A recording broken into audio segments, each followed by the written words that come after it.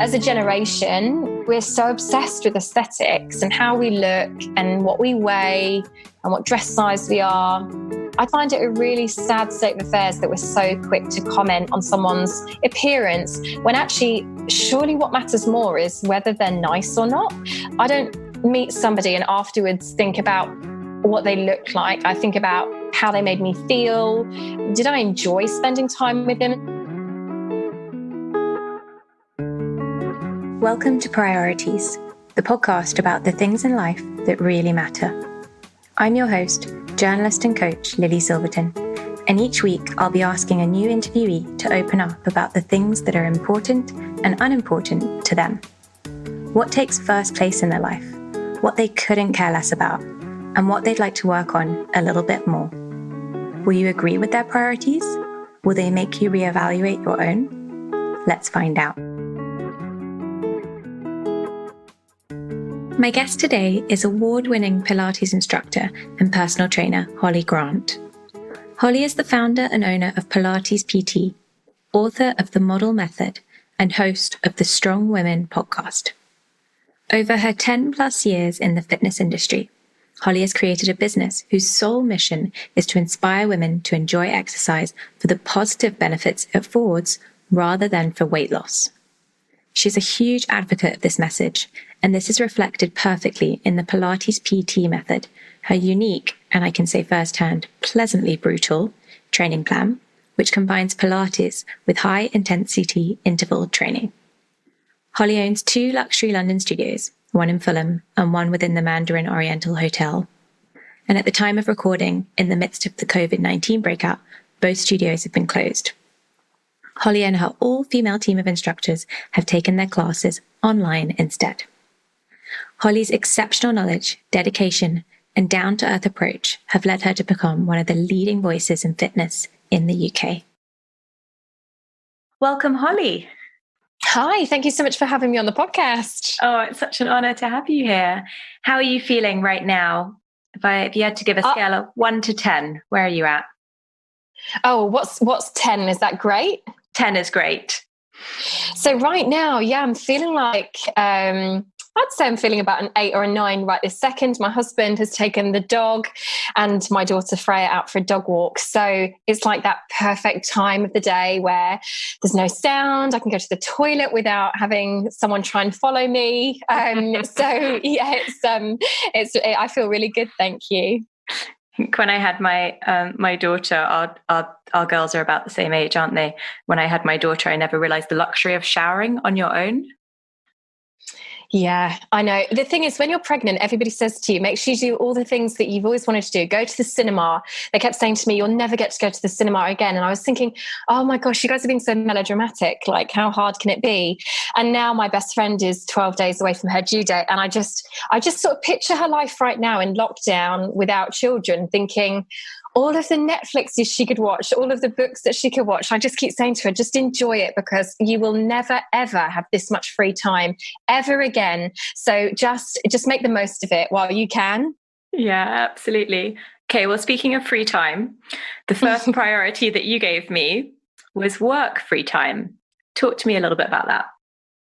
Yeah. So for about the last 9 to 10 years, I've worked in the fitness industry in lots of different roles.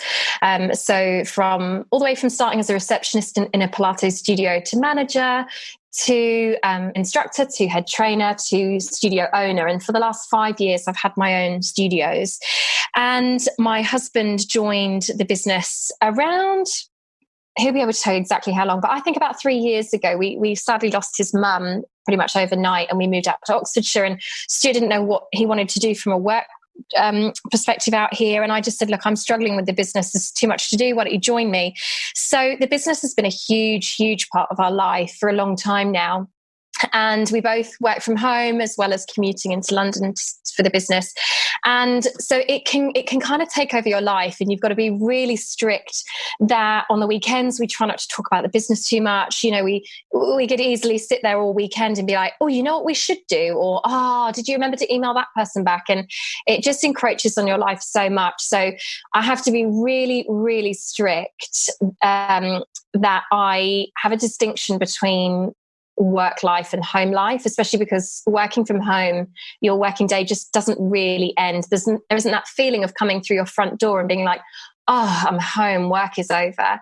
So prior to the coronavirus pandemic, I was really strict that I would not work on the weekends. So if emails came through, unless they were super critical or time sensitive, I would not respond to them, and people would have to wait till Monday, and I would not work. I would not answer the business line, anything like that. And that worked really well for a long time. Then with the coronavirus, obviously, we had to change our business kind of overnight. Our studios closed, and now I'm teaching live classes, and the busiest time for us is the weekend. So there's not really that distinction between home life and work life at the moment. And I'm really noticing that really changes the feeling of home for me at the moment. So it's definitely a real priority for me. And as soon as we're in a position to get that kind of balance back, that's going to be one of the first things I do. But also I understand that we're really lucky that we are able to keep earning money during the coronavirus pandemic. But I'm really feeling the difference by not taking the weekends off. And are you guys in agreement over this, you and your husband? Yeah, so I think that before the coronavirus, with the weekend stuff, sometimes my husband would sort of say to me like, we're a small business, or just before I had Freya, he'd be like, you've got baby coming soon, and I don't know, maybe we need to pull a late night, or maybe we will have to work on the weekends. And I was always really strict, and especially because I've done this for a lot longer than him. And I would say to him, like, as much as that's tempting, you have to be strict with yourself. You cannot work this evening. Do it tomorrow. At the end of the day, we're not surgeons. Like, we run a fitness business. No one's going to die if we don't email them till tomorrow. And I think you just have to be really strict. And that's something he's had to learn from me. I think given the choice, he would work 24 hours a day. But I think we are both in agreement that at the moment, we kind of just need to make hay while the sun shines. We have no idea how long this is going to go on for. We have no idea how long the demand for our live classes will last, so we just need to we need to knuckle down, and it's not forever, hopefully. This isn't a normal situation. And we both just have to do what we can right now. And I'm taking off days elsewhere, but they don't feel the same. A Monday off is not the same as a Saturday off. Yeah, I agree completely. Well, I've done your live classes, your online live classes, and they're brilliant. So I strongly recommend them to anyone. Have you felt more of a sense of urgency with work since the pandemic? In what respect? From other people needing us, or? Yeah, other people needing you. And also that feeling of, I must respond to this. I must be available. I must reorganize my business very quickly in order to keep up. And as you say, starting to maybe encroach upon those things that you were quite strict about before in terms of free time or not working in the evenings. It's definitely something I've experienced myself. And I'm curious if you've had the same. Yeah, definitely. So what we noticed with the business, because we have 2 personal training studios in London, when the coronavirus was sort of growing and people were getting a bit nervous about being around people, but there was no lockdown and the government was still kind of being quite relaxed about it. There weren't really any rules in place. But we'd noticed that clients were starting to get nervous about turning up, and we were sending out emails with all of our cleaning protocol and letting clients know, look, it's 1-to-1 and our instructors don't have it, or they've not traveled to all these different countries. But we were noticing a bit of a drop. And so we were already getting a bit nervous. And then the night that Boris closed the gyms was not a great night for us, understandably. And so that happened in the day, and that night I did a practice Zoom live class on my friends from NCT and some of my own like girlfriends. And we just had to make the decision. We tried it that night. It worked. And literally the next day we launched our live classes. And, normally if we were launching a new service or a new product, we would do market research, and we'd maybe, we're not great with this, but maybe we would start to create a business plan around it and, look at what else is out there. But you just can't do that with this. It was such a quick decision to close the gyms. Everything's changing from day to day. We don't know how long this is going to go on for. So you just have to adapt really quickly. So yeah, I've definitely felt the need to just do stuff, just give it a go and make decisions quickly, adapt with the times. But yes, it's definitely meant a much bigger amount of work.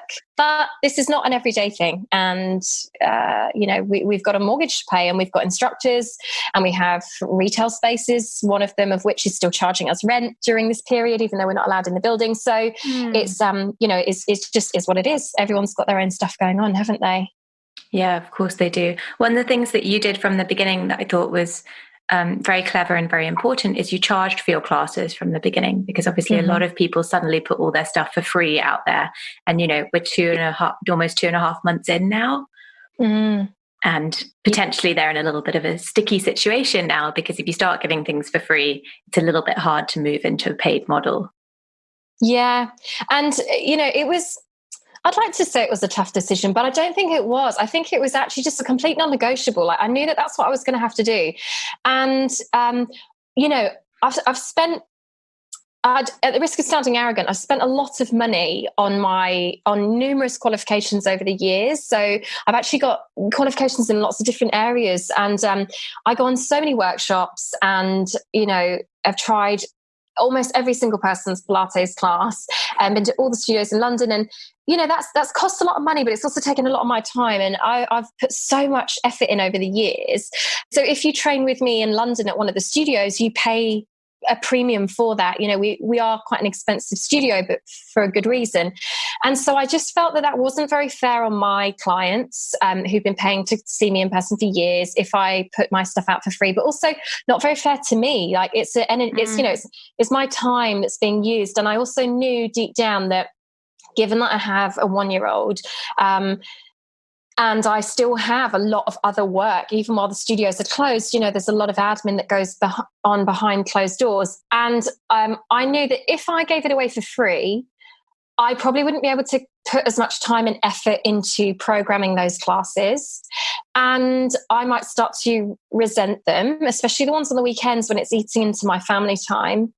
And also, I felt like people would understand that, you wouldn't go to Sainsbury's and take a loaf of bread and expect not to pay for it just because there's a global pandemic going on. You would pay for everything else. So why shouldn't people pay for my knowledge and my years and years of training and experience? And so I put that on social media, and I just said, I've decided to charge, and I hope that you guys understand. And the feedback was really, really positive. Obviously, no one was going to go on there and be like, oh, no, we think you're awful for charging. Like, everyone was really positive. But, a lot of the comments were like, of course we should have to pay for you. We'd have to pay for you if we saw you in person. It's an hour of your time. And the classes have grown week on week. So, and we're seeing a lot of repeat customers. So I know that it's not going to be available to everyone, and there might be people who can't afford it right now. We've made it free for NHS workers as a thank you for all the amazing work that they've done. And, we are doing collaborations with big companies like Women's Health, and we are doing free content for people like Sweaty Betty. And so there are ways of training with us, and we've got videos on our YouTube channel. But I think that the people that can afford to do our classes have felt that it's worth the £10 that we're charging. Tell me, what makes Pilates so special to you? Oh, well, I think for me, to explain that, I kind of have to go back in time a little bit, and I'll try and summarize real quick. So growing up, my dad was in the parachute regiment. So they are like a super, super fit part of the military. They jump out of planes. They're often kind of one of the first people at the scene. And so I grew up with him being super fit, and he's in his 60s now, and he's still a strongman competitor. He's still super active. So exercise has always been a big part of his life, but he was never necessarily doing it to lose weight. He was doing it because he didn't want to get killed, or he wanted to be the best at work. So I grew up with that. And then I went to military boarding school as well, which was all about like being strong, being fit, being the best. And then I went to university, and I realized that actually a lot of the women around me, they'd not had the same experience of exercise as I had. And actually they were using exercise to abuse their bodies, to lose weight, because they were going on holiday, or they put on weight at the start of university. And I found that really quite sad. And I also found it, without sounding horrible, I actually found it a bit boring hearing from people like, oh, I'm going to go start spinning because my friend down the pub told me that she lost loads of weight spinning. And I just found it really dull. And I just felt really sorry for people who didn't necessarily enjoy exercise, but they did it because they felt like they had to. So then I went on to be a pastry chef, which is what I'd always wanted to do. And it was hell. It was horrible. And after about a year, I had really bad depression. And I one day literally just didn't turn up for work, never went in again. And that kind of ended that career for me, but that was okay because I hated it so much at the time. And then a friend of mine said, look, I know someone who, my boss basically owns a Pilates studio as well, and she needs a receptionist. Why don't you just go work there while you get your head straight and decide what you want to do, whether you still want to be a chef or not. And I went there and I started as a receptionist, and I instantly fell in love with Pilates. It was reformer Pilates, it was groups, and I loved it straight away because it was not about weight loss and it was not about how your body looked. It was all about trying to make your body as strong and as flexible and as dynamic as possible. And I just absolutely, it just really resonated with me, and I wanted to be really good at it. And I loved how it made my body feel. And I really liked the other people that were doing Pilates as well, because they were the same. You know, they weren't necessarily talking about weight loss. They were talking about, I really wish I could do pike. You know, I really struggle with it. So I just fell in love with what it does for you and what it kind of promises, compared to a lot of the other fitness regimes that are available. So yeah, I like that we're trying to make people feel amazing, not necessarily look amazing. That might be a byproduct. You know, they might find that actually they feel sexier or they feel more comfortable in their clothes, but that's not what we're focusing on. And hopefully it changes women's perception of what exercise is for and makes it a much more positive experience. And that's your entire mission, right? With Pilates PT. Yeah, everything we do, everything we get asked to do, if it doesn't promote that message, if it isn't going to help women see that exercise is about so much more than the way that they look, I'm not doing it. I disagree with it so much. And I just think it's a really ugly trait to play into women's insecurities to earn more money. Like we don't talk about weight loss on our website. You know, we don't promote any of those. We talk about how it's going to make you feel, and we don't overpromise.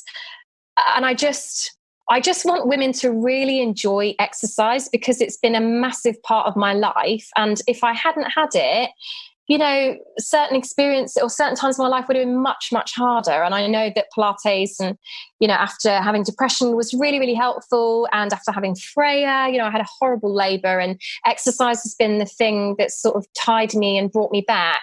So I just want everyone else to experience that. And I think it's a real shame if women miss out on that. I agree with you completely. You know that I teach yoga and I have a very similar approach, which is, you know, anyone can do this and it doesn't really matter what it looks like. 'Cause for yoga now and for Pilates as well, I think there's a very certain image of what that looks like. And it's normally a very slim white woman doing a quite complicated position, whereby in reality, it's so much about the functional strength or flexibility that you might create, and also everything else that happens away from the Pilates class or the yoga class outside that. Once you realize you're strong and flexible on a mat, you somehow that seeps into the rest of your life. That's a lovely way of thinking about it. Yeah, it's so true. And I think yoga definitely, probably more so than Pilates, just because Pilates doesn't really get much screen time, but I think yoga is seen as like the sexy one. But I think they both do have that image. And I remember the funny thing, another thing I like about Pilates is that you can shock people, because when I first met my husband and I told him what I did, he was playing rugby at the time, and he was like a real gym bunny, and he was he was massive and really strong. And I remember saying to him, you should come to one of my classes. And he was like, yeah, will do. And he thought it was going to be really, really easy. And he turned up and he was on a reformer machine next to this lady who'd been coming to my classes for ages. And she was probably, I'd say, early 70s. And she is one of the strongest women that I know. And he was on the reformer next to her. And he was sweating so much, shaking. There was so much noise and grunting coming out of him. And this woman was just like, you know, just easily, getting through the class, nailing every move. And afterwards, he was just like, that woman was amazing. And I just felt like that summed it up perfectly.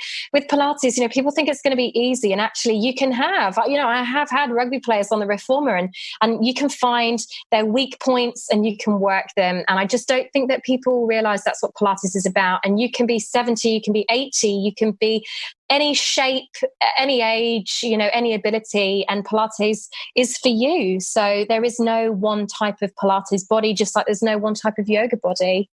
Yeah, completely. When I first took my partner to Pilates, to reformer Pilates, he had exactly the same experience. And he's a very, very fit, strong man. And he was, sweating like mad, couldn't quite believe what was going on around him. It's just all these tiny muscles that get used that you don't think about, and all this functionality. Yeah. That's it. And it's so easy to, I think the thing I like about it as well, I feel like I'm listing loads of things and I keep saying it's the best thing about it, but there are so many things. But with Pilates, you could so easily just muscle through the exercise. So let's say you start the workout and you start thinking about what you're going to do on the weekend or what you're going to have for dinner. You could really easily muscle through and use all your dominant strong muscles and not feel anything by the end. And often when someone says to me, like, I'm not really feeling it, I know that it's not because they're strong, it's that they're not doing it right. Whereas once you really get Pilates and you focus and you concentrate on what you're doing and you learn more about anatomy in your body, you really do feel it. And so people come in, from work really frazzled or really stressed, or the kids are driving them mad. And after about 5-10 minutes, they're completely in the room, because you do have to concentrate and you do have to think about what you're doing. It's not mindless, it's mindful. And then you really do feel it, no matter who you are, no matter how strong you are. Well, that's one big love of your life. And we'll move on to your second priority, which is another very big love of your life, which is quality time with your daughter. Yeah, Freya. So who's just turned 1? She turned 1 2 weeks ago during lockdown. So we had a Zoom birthday party for her, which was interesting. And it was basically just everyone watching her throw paper around and bash boxes around. So, I've always worked with women. Most of my clients are female, and lots of them are postnatal, lots of them are prenatal as well. And so I tend to sort of hear, first of all their birth stories, which was interesting when it came to, me getting close to that day. But also, I heard so many times, and from so many of them when I was pregnant, they really grow up quickly. Like, say that every day, the days are long, but the years are short, make the most of them. You'll never get this time back. And I just felt like that really stuck in my head. And so I made the decision when I was about 8 months pregnant that I would stop teaching in my studios and I would just work from home, obviously, mainly because I was struggling to stand up on a train from Oxford to London every day. But I also decided that I wouldn't rush back after Freya was born. And that was quite a hard decision, because clients would keep saying, when are you thinking of coming back?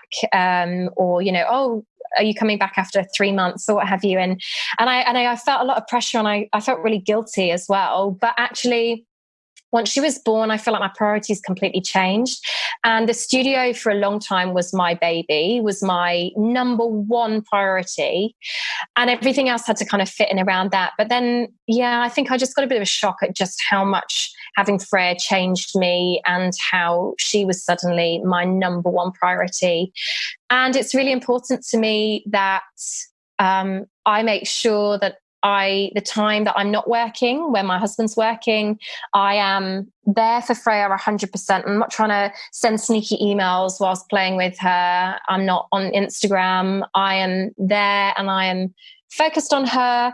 Because again, when you've got your own business, it is really difficult to switch off, and you see the emails coming through, and you can hear your phone pinging in the background. And I've just had to be really mindful and really careful that that doesn't encroach on my time with her, because I know that she is growing up so quickly. I can't believe how quickly the last year has gone. And there will come a time where she goes to nursery or she goes to school, and we'll never have this time where all three of us are at home all day, every day. As much as I love the fact that she's gone out for a dog walk now, I know that this will go so quickly. And Yes, it's really, really important to me.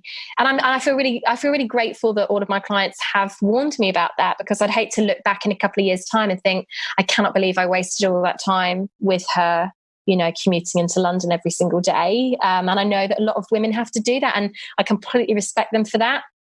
But I just don't think that I could do that yet anyway. It's so nice to have this extra bit of time, as you say. Yeah, and I'm really lucky. I know I'm really lucky. But I've also, I built the business up to get to this point where I wouldn't have to be the one there every single day. I've got an incredible team. My instructors are just amazing, and they've worked so closely with me for so long that there's not much differentiation between me and them. They're basically just like mini versions of me as instructors, and I feel really lucky that I'm able to trust them to look after my first baby. But that was always a conscious decision. I always knew I didn't want to have to be in the studio 7 days a week, especially when we lost Stuart's mum and we moved out to Oxford.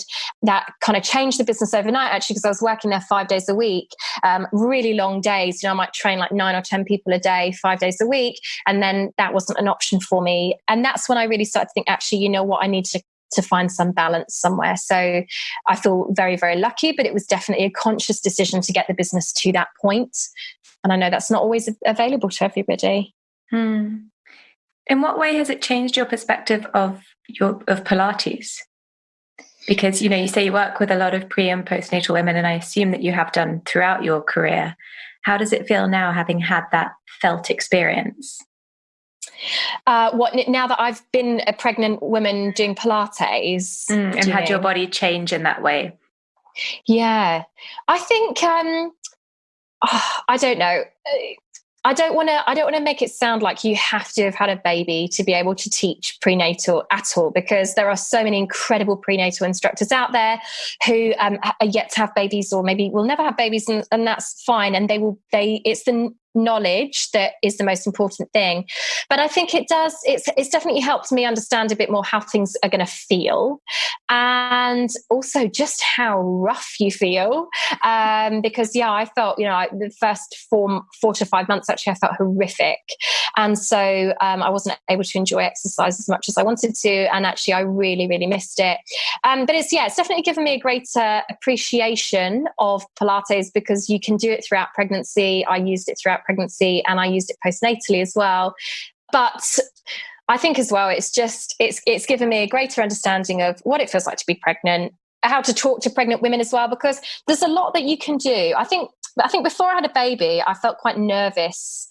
Not nervous, but I felt you tend to think about the things that pregnant women can't do, because that's what a lot of the training is. When you do your prenatal training, no matter who you train with, often it is, don't lie them on their back, don't do this, don't work the rectus abdominis. Whereas actually, there's an amazing course that I've done with Borough Education where it's actually talking about the fact that pregnant women can do so much, and let's stop talking about what they can't do and think about what they can do.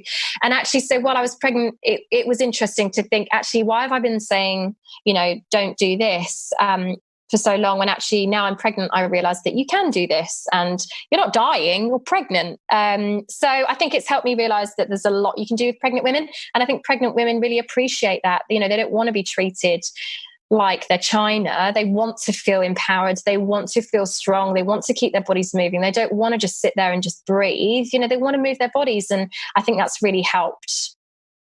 Yeah, I had a very similar experience myself with, I was constantly told in classes that I wasn't allowed to do things during my pregnancy, knowing full well what I could do and what I couldn't do, having worked with my body for so long. And as you say, I found it really disempowering.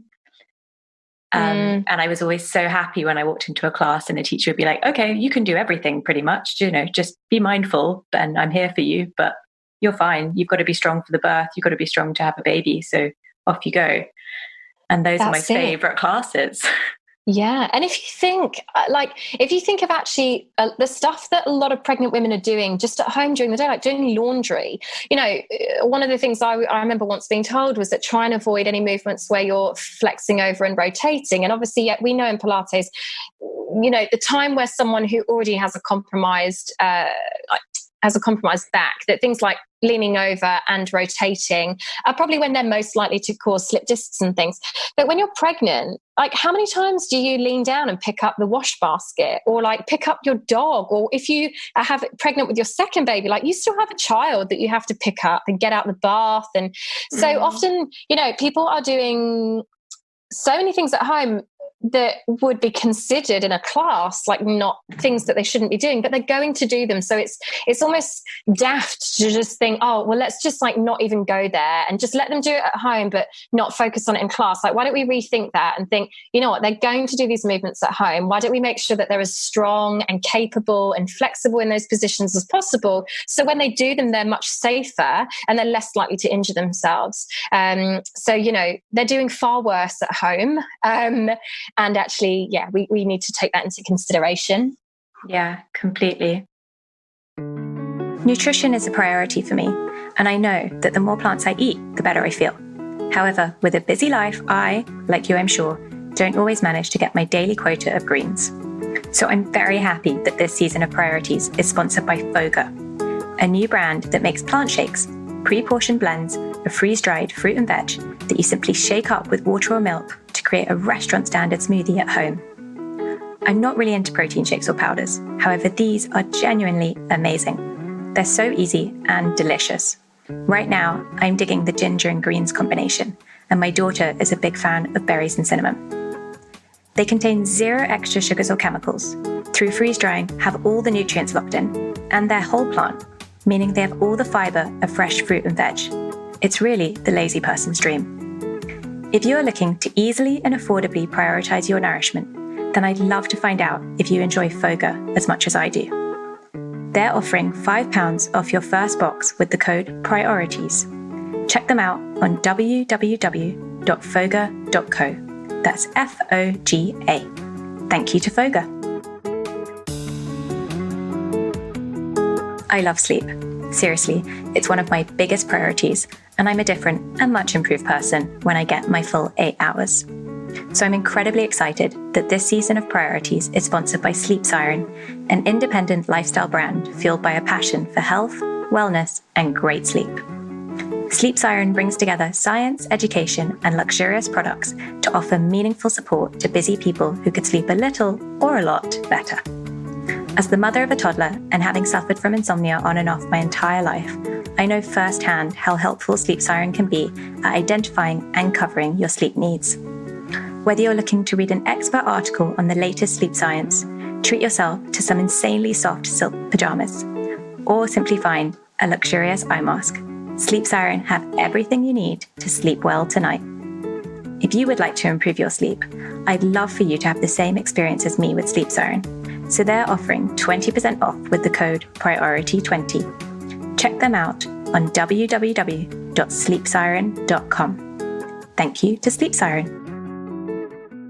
Right, speaking of home, your third priority, time in your garden. Oh, gosh, yeah. And I'd love more time in the garden. But yeah, gardening for me is just absolute heaven. If I was given 24